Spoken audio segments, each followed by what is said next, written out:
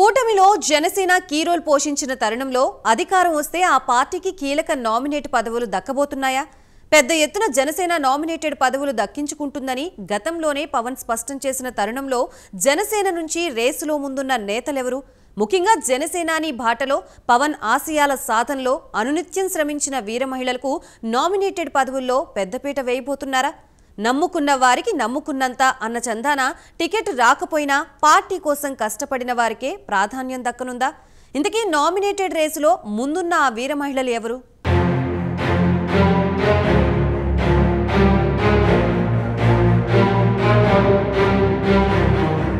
మహిళలకు ప్రాధాన్యత ఇచ్చే పార్టీగా జనసేనకు గుర్తింపుంది. జనసేనలో వీర మహిళల విభాగంలో ఎందరో మహిళా నేతలు చురుగ్గా పనిచేస్తున్నారు. అయితే వారిలో చాలా మందికి ఈసారి ప్రత్యక్ష ఎన్నికల్లో పోటీ చేసే అవకాశం వస్తుందని అనుకున్న తరుణంలో అనూహ్యంగా పొత్తులు కుదరడం, దాంతో అందరికీ అవకాశాలు రాకపోవడం జరిగింది. అయితే అసెంబ్లీ సీట్ల విషయంలో త్యాగం చేసిన జనసేనకు కూటమి ప్రభుత్వం వస్తే నామినేటెడ్ పదవుల విషయంలో పెద్దపీట దక్కనున్నట్లు ప్రచారం జరుగుతోంది. పవన్ కూడా 1/3 నామినేటెడ్ పదవులు దక్కించుకుంటామని గతంలోనే కామెంట్ చేశారు. దీంతో అందులో వీర మహిళలకు దక్కే పదవులెన్ని అన్న చర్చ జనసేన వర్గాల్లో జోరందుకుంది. ఇక పార్టీ పెట్టిన తొలి రోజు నుంచి పార్టీ కోసం కష్టపడి పనిచేస్తున్న వీర మహిళలకు నామినేటెడ్ పదవుల్లో పెద్దపీట వేయబోతున్నట్లు తెలుస్తోంది.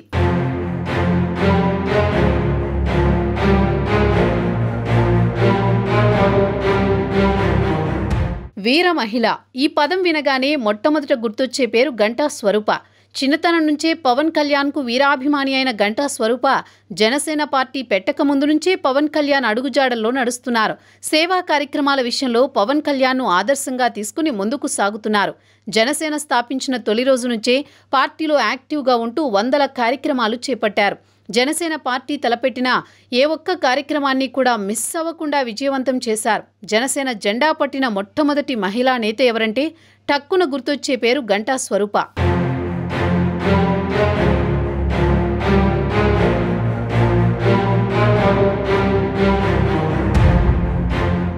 గంటా స్వరూపను నిస్వార్థ నాయకురాలు అనే పదానికి పర్యాయపదంగా చెప్పొచ్చు. ఎందుకంటే గత 10 సంవత్సరాలుగా పార్టీ కోసం పనిచేస్తున్నా ఏ రోజు ఏమీ ఆశించలేదు.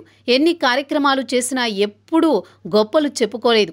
జనసేన పార్టీని గ్రామస్థాయిలో బలోపేతం చేశారు. ఒక్క గోదావరి జిల్లాలోనే కాదు, గంటా స్వరూప అంటే 2 తెలుగు రాష్ట్రాల్లోని జనసేన శ్రేణులందరికీ సుపరిచితం. పవన్ కళ్యాణ్ను దైవంలా భావించే గంటా స్వరూప పార్టీనే నమ్ముకుని సొంత డబ్బులు ఖర్చు పెట్టుకుని దశాబ్ద కాలంగా పనిచేస్తున్నారు. ఏ రోజు ప్రతిఫలం ఆశించలేదు. అయితే ఈ ఎన్నికల్లో గంటా స్వరూపకు ఖచ్చితంగా పోటీ చేసే అవకాశం వస్తుందని అందరూ భావించారు. కానీ పొత్తులు కుదరడంతో స్వరూపకు ఛాన్స్ దక్కలేదు. అయితే ఏ రోజు ఏ పదవి ఆశించని గంటా స్వరూప టికెట్ దక్కలేదన్న అసంతృప్తి ఏమాత్రం లేకుండా కూటమి గెలుపు కోసం కృషి చేశారు.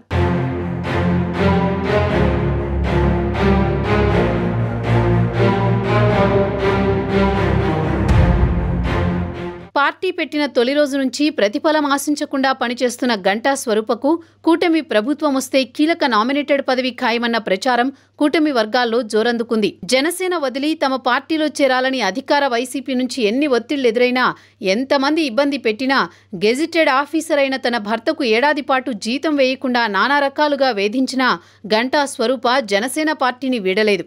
అధికార పార్టీ మానసికంగా పెట్టిన చిత్రహింసలకు గంటా స్వరూప భర్త గంటా ప్రసాద్ బ్రెయిన్ స్ట్రోక్తో కన్నుమూసినా, ఎన్ని ఇబ్బందులు ఎదురైనా, తన జీవితాన్నే కోల్పోయినా గంటా స్వరూప జనసేన పార్టీని, పవన్ కళ్యాణ్ను దైవంగా భావిస్తూ పార్టీకి సేవ చేశారు. కూటమి ప్రభుత్వం వస్తే గంటా స్వరూపకు మహిళా కమిషన్ చైర్పర్సన్ లేదంటే ఏపీఐఏసీ చైర్పర్సన్ పదవి దక్కే అవకాశం ఉన్నట్టు కూడా కూటమి వర్గాల్లో ప్రచారం జరుగుతోంది. గంటా స్వరూప లాంటి వారికి నామినేటెడ్ పదవుల్లో ప్రాధాన్యత కల్పిస్తే అందరికీ మేలు జరుగుతుందని, అధికార దుర్వినియోగం జరగదని అంటున్నారు.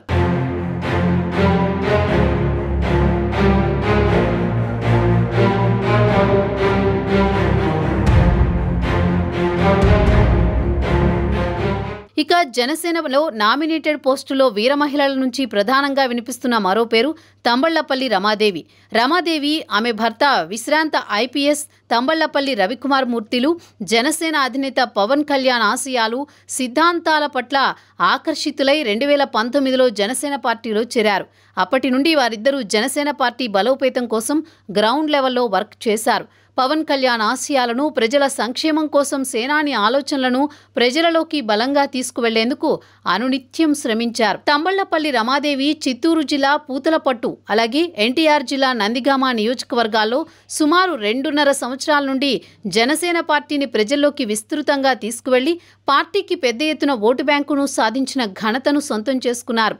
ప్రజల్లో విస్తృతంగా పర్యటిస్తూ జనసేన సిద్ధాంతాలను బలంగా జనంలోకి తీసుకువెళుతూ ఇతర పార్టీలకు నిద్ర లేకుండా చేశారు.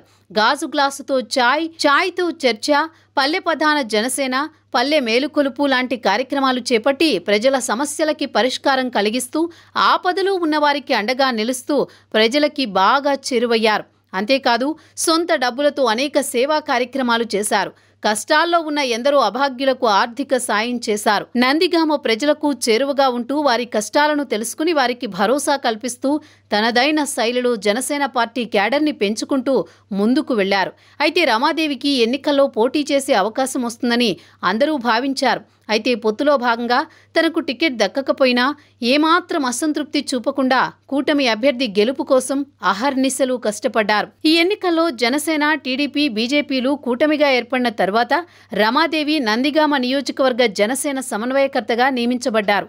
అధినేత పవన్ కళ్యాణ్ ఆదేశాలను అనుసరిస్తూ జన సైనికులను, వీర మహిళలను, జనసేన పార్టీ అభిమానులను అందరినీ సమన్వయపరిచి జనసేన పార్టీ ఓటు బ్యాంకు 100% పొత్తులో భాగంగా టీడీపీ అభ్యర్థికి ట్రాన్స్ఫర్ అయ్యేలా కృషి చేశారు. ప్రతి గ్రామానికి వెళ్లి సమావేశాలు ఏర్పాటు చేసి ఉమ్మడి అభ్యర్థి తంగిరాల సౌమ్య, అలాగే విజయవాడ పార్లమెంట్ అభ్యర్థి కేశినేని చిన్ని విజయం కోసం నిరంతరం శ్రమించారు. అయితే పార్టీ కోసం నిస్వార్థంగా పనిచేసిన తంబళ్లపల్లి రమాదేవికి కూటమి ప్రభుత్వం వస్తే కీలక నామినేటెడ్ పదవి దక్కడం ఖాయమన్న వాదన జనసేన వర్గాల్లో వినిపిస్తోంది.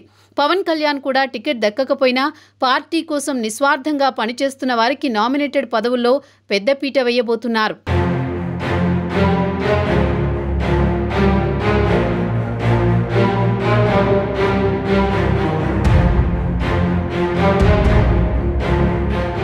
జనసేన పార్టీలో చురుగ్గా ఉంటూ నిత్యం పార్టీ బలోపేతం కోసం కృషి చేస్తున్న మరో మహిళా నేత అడ్వకేట్ రజని న్యాయవాదిగా పార్టీకి తనవంతు న్యాయ సహాయం చేశారు. పార్టీ అధికార ప్రతినిధిగా జనసేన వాయిస్ బలంగా వినిపిస్తున్నారు. వైసీపీ సర్కార్ వైఫల్యాలను తూర్పారబడుతూ మాస్ ఇమేజ్ తెచ్చుకున్నారు. పార్టీ తలపెట్టిన ప్రతి కార్యక్రమాన్ని నిర్వహిస్తూ విజయవంతం చేశారు. తన వాగ్ధాటితో రాష్ట్ర వ్యాప్తంగా జనసేన శ్రేణులో మంచి గుర్తింపు తెచ్చుకున్నారు.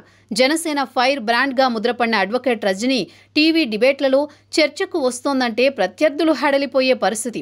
జనసేన సిద్ధాంతాలు, పవన్ కళ్యాణ్ ఆశయాలను ప్రజల్లోకి బలంగా తీసుకువెళ్లిన రజనీకి ఈ ఎన్నికల్లో పోటీ చేసే అవకాశం వస్తుందని అందరూ భావించారు. అయితే పొత్తులు కుదరడం, అనూహ్య పరిస్థితుల్లో రజనీకి టికెట్ రాలేదు. అయినా ఏమాత్రం నిరాశ చెందకుండా కూటమి గెలుపు కోసం తనవంతు కృషి చేశారు. పదవులు ఆశించకుండా పవన్ బాటలో నడుస్తూ పార్టీ కోసం కష్టపడ్డ అడ్వకేట్ రజనీకి కూటమి ప్రభుత్వం వస్తే కీలక నామినేటెడ్ పదవి దక్కడం ఖాయమన్న వాదన జనసేన వర్గాల్లో బలంగా వినిపిస్తోంది.